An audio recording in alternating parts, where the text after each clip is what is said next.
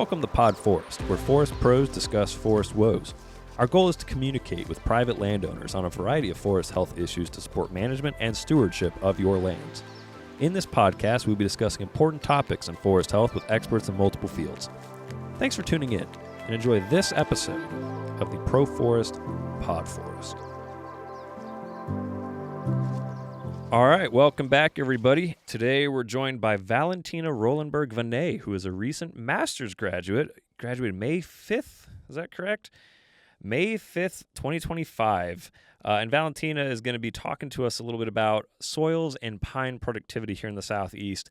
It gets pretty complicated pretty quickly, and there's a lot of stuff we can get into here, but we're very excited to showcase very recent graduate work on the podcast today. So Valentina, thank you so much for being with us today. Oh, thank you for having me. It's an absolute honor.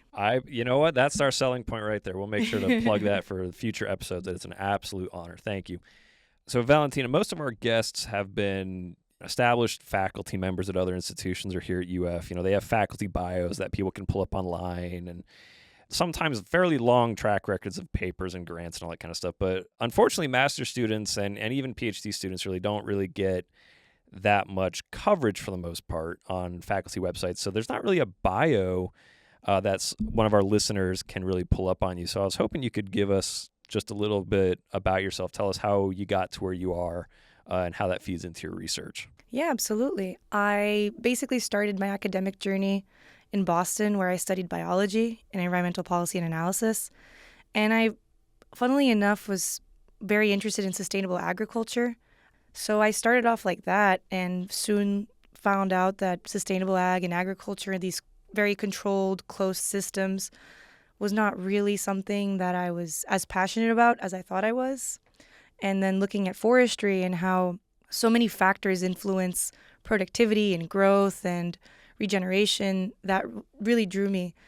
And that's when I decided to do a master's here at UF and started looking at pine trees. So instead of crops that the rotation is 4 to 5 months, we're looking at something more like 20 to 25 years.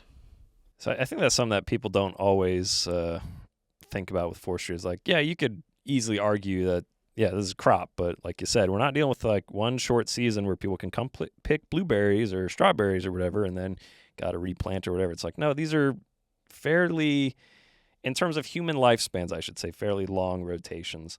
I know, speaking as a former graduate student, and I think every graduate student can empathize of like family member or somebody asks you, well, what's your topic? Like, what are you studying? I was hoping you could sort of boil down what your thesis was on. Absolutely. Every time I explain to a family member what do I do for a living, it's always like an hour-long conversation. So I'll try to boil this down as much as I can. So basically, for my thesis, we looked at, when I say we, I say my advisor, Dr. Jason Vogel, and my co-advisor, Dr. Daniel Johnson. We looked at pine productivity in the southeastern United States. And when I say pine, I mean slash pine and loblolly pine, which are the most, famous and most planted pine species here. And really, we wanted to look at how that productivity has changed over the last 60, 50 years, and on what's the difference in productivity on different soil orders. So when you say soil orders, my experience with soil, or rather my knowledge with soil, is pretty limited. Frequent listeners of the show probably have the impression that I know next to nothing, and they're probably wondering why on earth I'm hosting this. If I may give myself just a modicum of credit here, it's, I understand there's, the litter layer, the O horizon, the A horizon, the humus layer, B, C horizon, bedrock, all that kind of stuff. But I'm not intimately familiar with soil orders. So could you perhaps elaborate on what those are and maybe what distinguishes them from each other? Of course. So there are a lot of different classification systems out there for soils. But the one developed by the USDA is the soil order, and it basically groups many soil-related factors like drainage, degree of weathering, climate together, and creates distinct orders of soil. It's just put out there for people to use and classify their lands. It's very effective, actually. So how do we delineate these different orders? Is it based on like nutrient loads, or I'm familiar with like differentiating between sand, clay, and loam and all that kind of stuff. The soil triangle? Whatever Yeah. it's called. Again, showing The texture. that's the word I'm looking for. Texture and moisture content or withholding or whatever it is. Shows you how much or how little I know about soils. Is that how we kind of delineate these different orders, or is it more geographical, or how do we delineate those? It's a combination of a lot of factors. I'm not super familiar with exactly how they did it. Sure. But from my knowledge, degree of weathering is very important. That is how much of these soils have been modified from its bedrock, right? Through weathering, okay. climate, and whatnot. So that plays a huge role. The bedrock itself, as well as organic matter content, drainage, texture. So it really is a whole host of important factors that the USDA used to distinguish into 12 unique soil orders. And so what soil orders are we looking at mostly in the Southeast? Or rather, I suppose, which ones did we look at for your thesis? Well, the most common one by far is ultisols. Ultisols. And here in Florida, the Atlantic flatwoods, we see a lot of spodosols and entosols too. Okay. And what are some of the main characteristics of those soils? If I were to guess, I would say that they're probably sandy. Yes, they're extremely sandy. If you bike around Gainesville, you'll notice that there's a lot of sand on your tires and your bike. And that really is our soils, right? They're just extremely sandy, high drainage. So if they're sandy and they have high drainage, they don't typically retain that many nutrients. Is that correct? Yes, they are. Well, it depends. That's With the graduate everything, school answer. It is depends. It depends. For spodosols and entosols specifically, because there is very little clay, a lot of things just pass right through it. Sure. And a lot of our soils are phosphorus deficient. So yeah, they're not the richest and best soils in the world. Sure. But with the right management, they can deliver amazing results. Yeah, and I mean, these plants have evolved with these conditions. Exactly. Slash pine, for example, performs extremely well on spodosols and entosols, where it's naturally acidic and high drainage.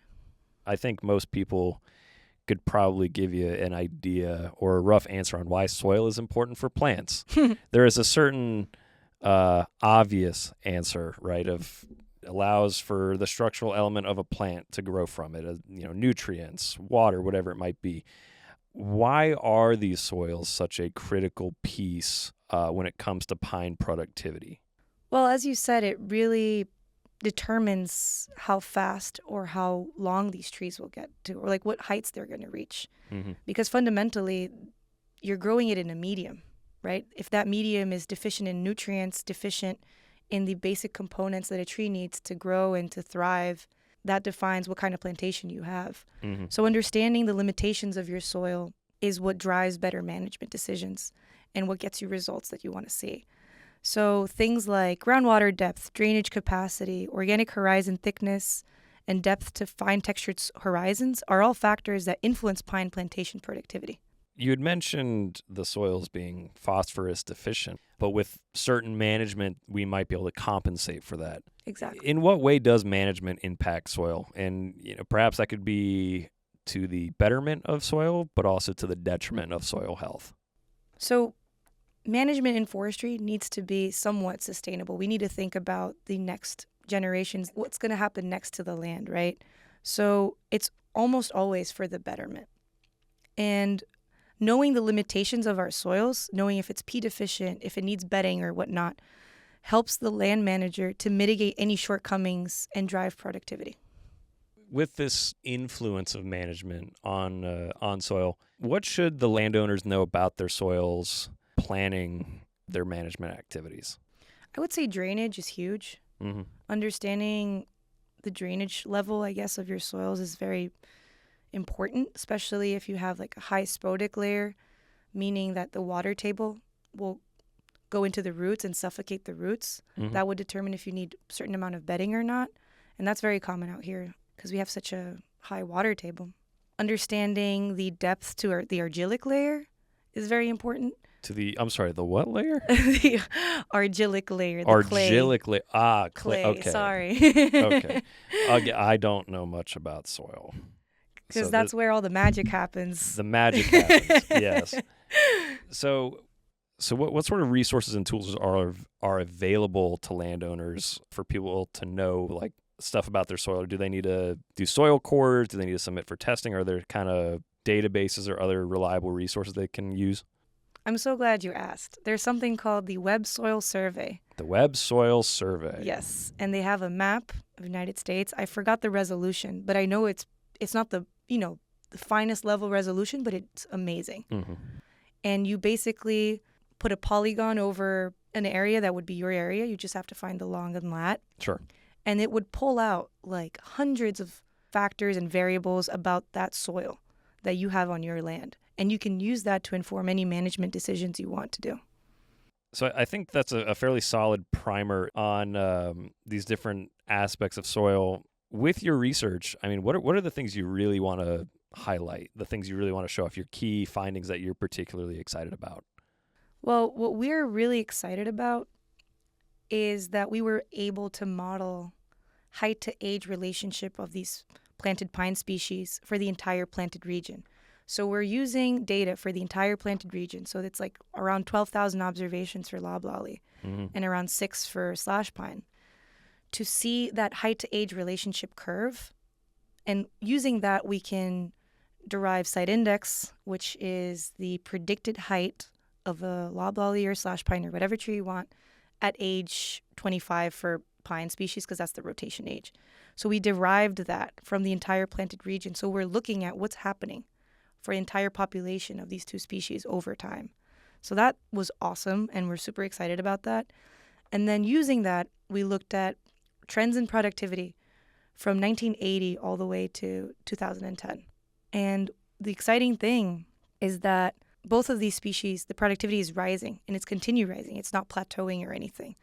So we're seeing a continual increase in productivity for these two species over time. And then we threw in soil order in the model, and we realized that soil order was statistically significant. Different soil orders corresponded to different increases in productivity, meaning that productivity gains are different for different soils. Mm-hmm. So it's not a one-size-fits-all. No, Yes. not at all. Okay. So it does play a huge role. And so the other sort of dreaded graduate student question, what does this mean on the ground per se? And I say dreaded jokingly. It's one of those questions like, all right, well, what do you do for a living? What's your research on? And What are the real world applications? Why should I care about Valentina messing around in the forest with soil and pine trees? So yeah, how can we translate this to on the ground applications? Great question. And it is dreaded because you have to think that, on another level. It's like, okay, so you did all this work, so what you going to do with it? So the cool thing about this is that it informs management decisions. So we saw that for ultisols and alphasols, which are regarded as more productive soils, more clay, just better soils in general to work with, they don't have as high of a response to management as spotosols and entosols, which are sandier and less fertile.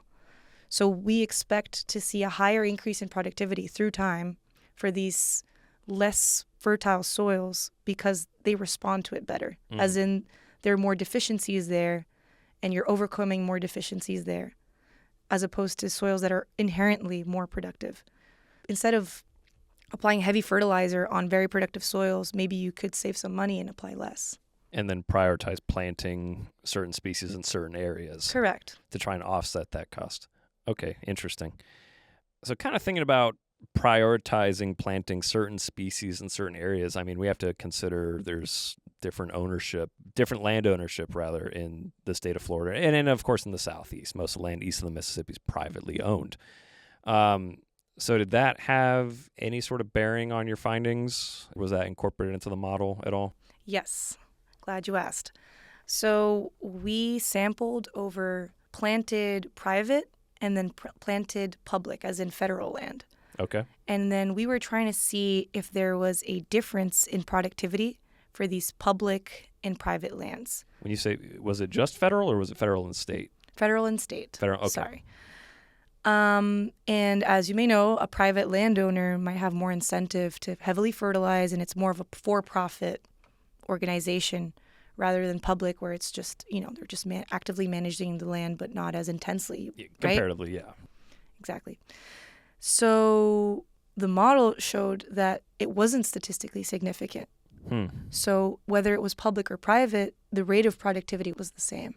So despite perhaps different management styles, which, informed by different attitudes perhaps and different priorities, but there wasn't really any noticeable difference. Correct. Or significant difference, I should say. Correct. So research performed by other scientists also saw something similar, where FIA naturally regenerated stands had an increase in productivity, maybe not as much as the industrial data set that they had, but it was still increasing. Mm-hmm. So how do we explain that, right? And nobody really has a straightforward answer. But there is a hypothesis out there that suggests that genetic improvements and climate change may play a significant role because of CO2 enrichment, or the increase in CO2 in the atmosphere over time. Because usually we think of climate change and mostly in a negative light. Absolutely. And certainly there's merit to that, of course, to put it very lightly, but there is this sort of other side to it of like we might see boosts in productivity of certain species in certain regions, various other shifts, which that's a whole other conversation. So what might be some sort of areas for future research with this work? Maybe that's another dreaded graduate student question. It is a totally dreaded question. We still don't really know specifically what the drivers in productivity are. Sure. In most models, and including my model, planting year was the most important factor in the model, explaining a lot of the variance, right?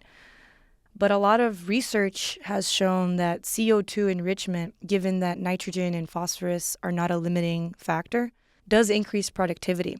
So that is very interesting and definitely an angle that we should focus on and look at what happens. How exactly is this shifting productivity? And maybe even focus on less popular species such as slash pine or longleaf pine, all other pines. I was going to say, I think longleaf is also particularly popular just in a different way. Just in a different way. Not necessarily for, plantation productivity perhaps, but gosh, say that 5 times fast.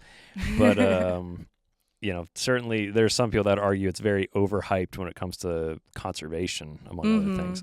That's a whole other conversation, and maybe some listeners are going to send me some emails about this afterwards. We'll see about that. But coming from somebody that some of my work dealt with longleaf pine savannas and whatnot. But anyway, I digress. CO2 enrichment, though, that could be a potential driver for productivity, correct? Yes. But there's also, I don't even know if I'd call it a balancing act. It's an acknowledgement that CO2 enrichment can drive productivity, but there are other risks with increased CO2. Oh, yeah.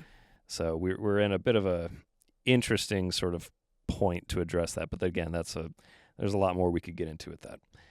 So on the note of, maybe longleaf being perceived as overhyped, and, you hear some discourse on whether or not it should be loblolly or slash or whatever. Did your research suggest anything about differences in how these trees performed? Yeah, absolutely. So for the most part, with correct silvicultural management, loblolly tends to outperform slash pine. It's just been seen over and over again.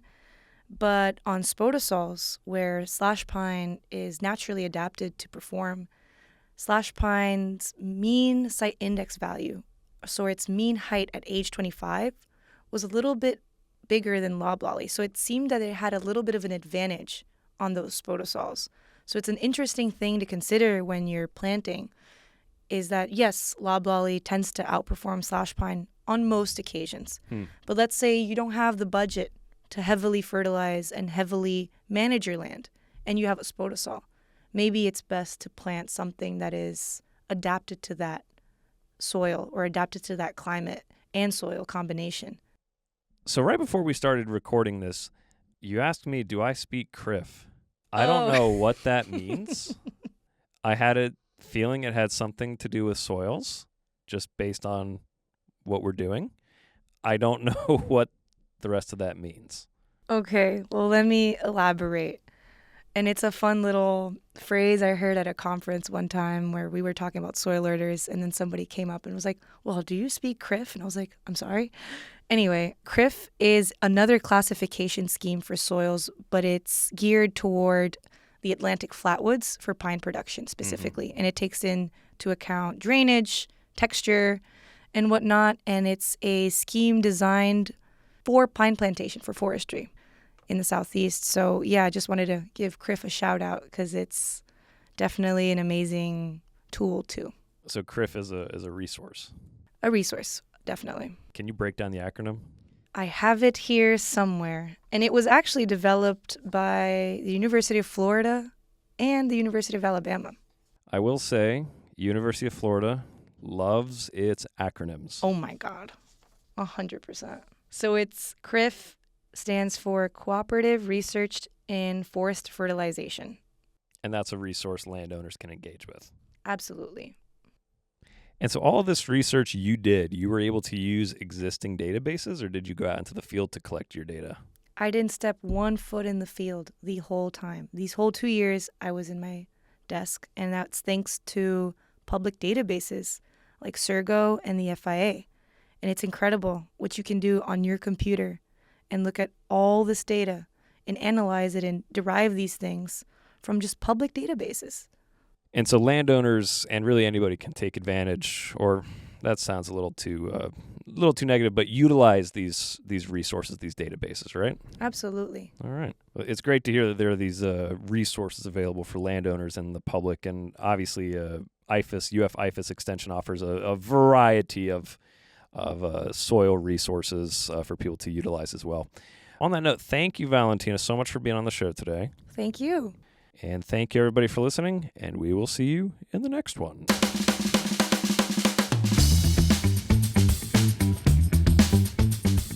Thanks for tuning in. For more information, head on over to the Proforest website at proforesthealth.org. For any questions you may have, or to stay updated on all things Proforest, check out our social media at ProforestUF on X, Facebook, and Instagram. Episode hosted by Dr. Tyler Carney. This podcast was edited by Ben Ginkars-Davies. The Proforest Podforest is brought to you by Proforest, Proactive Forest Health and Resilience at the University of Florida Institute of Food and Agricultural Sciences. Thanks for listening, and stay tuned for the next episode.